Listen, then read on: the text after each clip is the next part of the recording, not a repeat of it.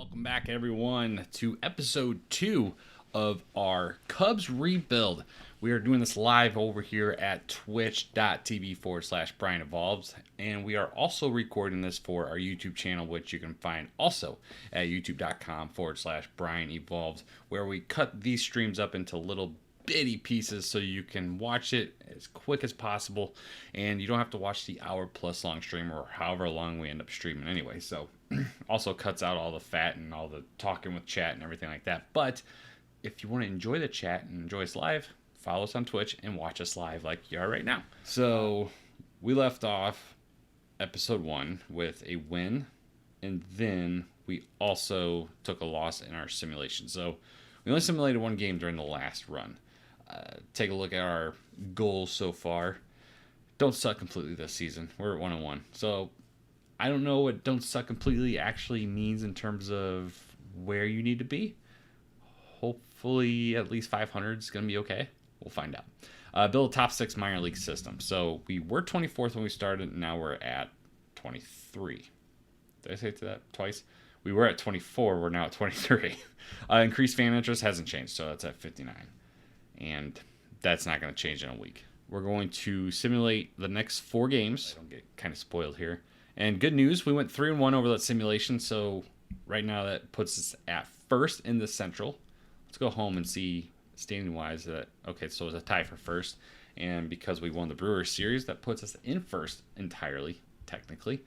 But let's take a look at these games that we just simulated and get an idea of how well we did. One thing I noticed right off the rip here with the next 4 games is we got 10 runs twice, which is awesome.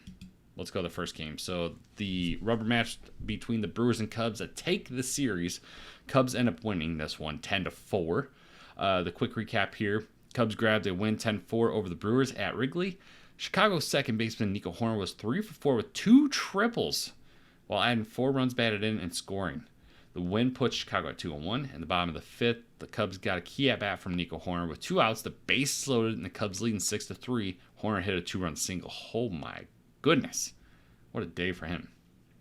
Now, take a look at the entire team here. Strikeouts, we struck out 9 times. That isn't good. I don't like that. Doubles, Dansby hit 1. Swanson, I forgot to do that. I wanted to put Dansby as my leadoff guy, but watching Nick Magical go 3 for 5 and have a 600 average, we might hold off on that for a minute. Take a look at other doubles. Magical had 1 as well. Hoerner had 2 triples. Take a look at our home runs. Patrick Wisdom hit 1. That's not going to be the surprise there. When Wisdom does something, it's usually power. So to see him hit a home run, good news there. He went 1 for 5. Not a big shock. 2 strikeouts, also not a shock. Hopefully he continues to rise up. 17 hits for the Cubs. Beautiful, beautiful offensive production there. Love to see it. Love to see it. And because we weren't tired of winning, we won back-to-back games in the opening game against the Reds. Beat the Reds 5-2. Matt Mervis went 2 for 2 with a double and a pair of walks. Added 2 runs batted in and also scored. And then take a look at the rest of the team. No home runs here. Not too bad. Mancini was replaced. Hopefully he wasn't hurt. I haven't got any notifications, so it looks like it was just a simple, maybe defensive replacement at the end of the game. I don't know. Mervis and Happ had doubles.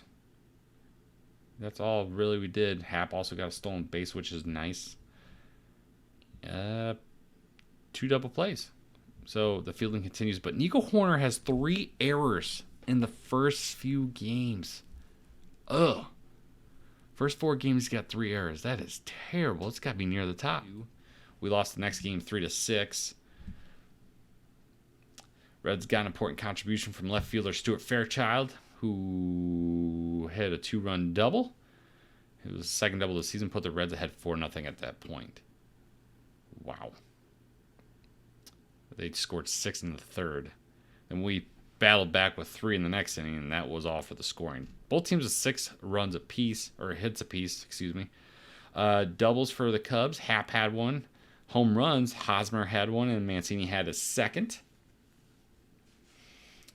Strikeouts, we only struck out 5 times, so that lowered, which is good. And then over here on the Reds side, they struck out 8 times, which is good. Doubles, Pender had one, and Fairchild had the one that we already talked about, and Joey Votto had one. Home runs, Tyler Stevenson hit his 3rd of the season off of Stroman. Ooh, Stroman with a rough day, too. Man, I don't know if any of our pitchers have gotten out of the 5th inning. I guess Stroman did in the first game. He only went 2 2/3 here. And he walked 3, gave up 6 earned runs and a home run. That was not a good day for him. Unless it's just organizing it differently. I don't know. All right, and then we won the final game of the series, so we won both series to start off the season, which love it. Hap once again came through, 3 for 4 with a home run, 2 singles, and was hit by a pitch, so 5 plate appearances. Cubs used the timely hitting Yan Gomes. Okay, he hit a 3-run dinger, and that put the Cubs up at the time 7-6. He went 1 for 4. So doubles, Swanson had his 3rd, Mancini had his 1st. Gomes hit his first home run, as well did Ian Happ. And stolen bases, Horner had 1. Swanson had 2. No errors from Nico Horner, so that's a step up. I like that. Step in the right direction for our second baseman. Sampson gave up 4 earned runs, walked 4. Rough day for him. I could see him pulled, but for some reason we keep pulling our guys so early. And Fulmer did not get a save here. It was a 4-run game, right? 11-7. Yep. Nolan Arenado hit his 300th home run in St. Louis. Good for him. Sucks for St. Louis. I hate St. Louis. Batting leaders, home runs. Rizzo, all right, cool. He's got 4, and Stevenson also has 4. And you got 3 players tied for RBI lead, and Mancini's one of them. That's what I'm talking about, baby. Off to a good start. Batting .364. Last year, when he played for the Astros, well, he split time with both teams. That's not fair. So in 43 games, that says 63 RBIs, and he's already got 10 this season. So already on the cusp of a good season here after splitting time between Baltimore and the Astros a year ago. He won a ring with the Astros a year ago. Hopefully he does it with the Cubs. We'll see. Signed or released. So he cleared waivers. So I should be able to put him in AAA. Refused to be demoted. Wow. All right, well. Outright release, bud. Spread that out. Yeah, play tough guy right now? Buy a Boxberger. 34 years old. Scouting actually high. Yeah. Ain't got much for me. I mean, if you want to look at your stats, you did okay in your few appearances last season. I probably should have kept him.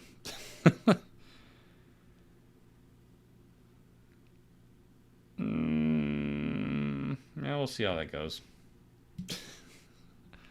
Sorry, I was just being salty at this point. All right. Next game, we are taking on our friends in Texas. Back at Wrigley, though. So take a look at the starting lineups for both clubs. You got Bubba Thompson leading off for the Rangers. Nathaniel Lowe at first. Marcus Semien at second. Corey Seager at short. Josh Young at third. Mitch Garver DHing. Jonah Heim behind the plate. Adolis Garcia in right, and then Robbie Grossman in left. And he has flu-like symptoms day to day. So he's playing under the weather. He's hoping to have a Michael Jordan game. And then Nathan Eovaldi on the mound had a shutout, or at least shutout appearance in his first time out. Take a look at that last game. Went 6 innings, just 2 hits allowed, struck out 4 and only walked 1. Take a look at our side of things. Nico Horner leading off, playing second. Swanson over there at short, OPSing 1,000 plus. Eric Hosmer, he's got a mild abdominal strain still, playing through it. He's at first. Ian Happ is in left. He's batting cleanup.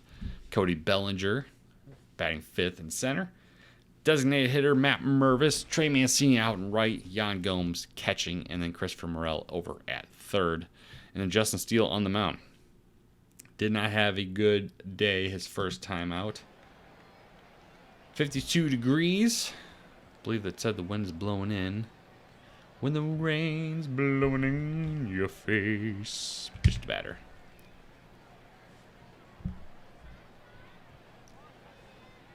Welcome everybody to Wrigley Field, and here's the first at bat of the game, and it's out of here. And Bubba Thompson hits a home run, gives the Rangers a lead-off home run. That is very unfortunate. Justin Steele.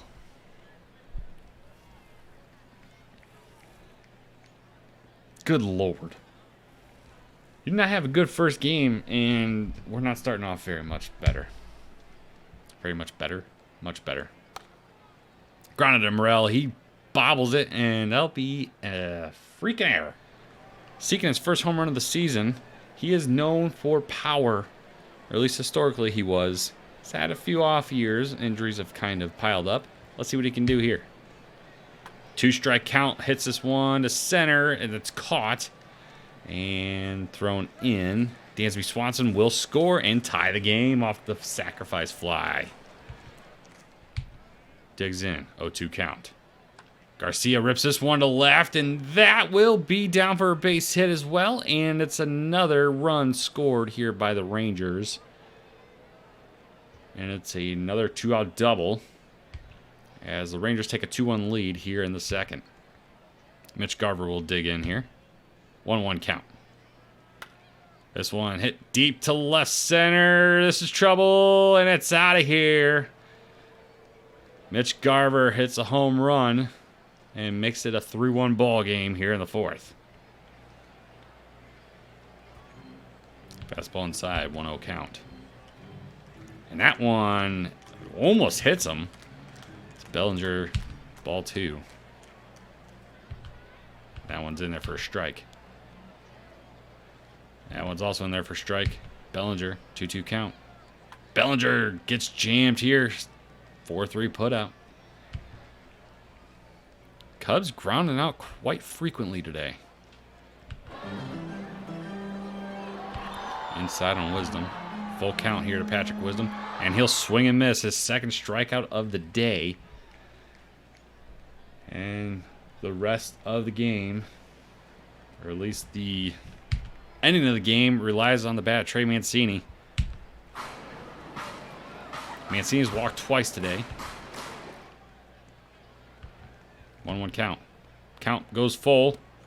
Mancini looks at strike 3 to end the game as the Cubs lose a low-scoring affair, pitching duel, if you will, 3-1 here at Wrigley.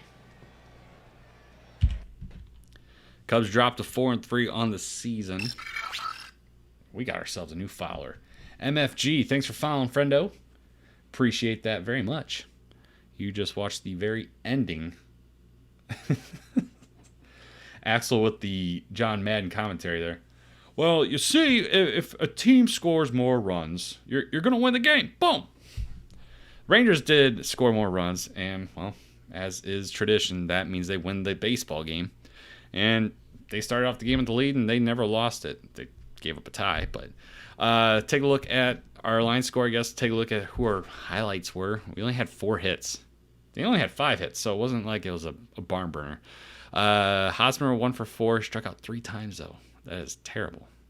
Not good at all. Hap 1 for 4. Hap's doing good. Off to a good start. Mancini was 0 for 2, but he did draw 2 walks, so I do like seeing that. I do like seeing Mancini overall just getting on base and producing runs.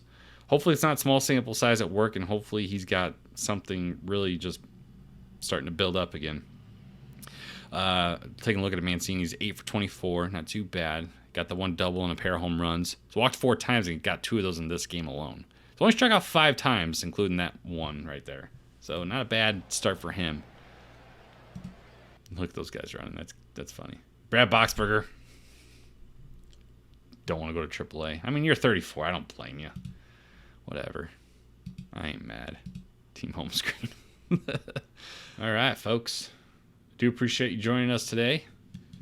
If you haven't already, subscribe, follow us wherever you might find us on the old social medias. We also have a Twitter. Go over there, twitter.com/Brian Evolved. We try to be irreverent every now and then. But again, thank you for your support. Again, Scrooby, thanks for subscribing to our Twitch channel. That is way too kind. definitely unexpected. So thank you. And we'll be back the rest of the weekend because we got the weekend, baby. So again, thank you for your support, and we'll see you later.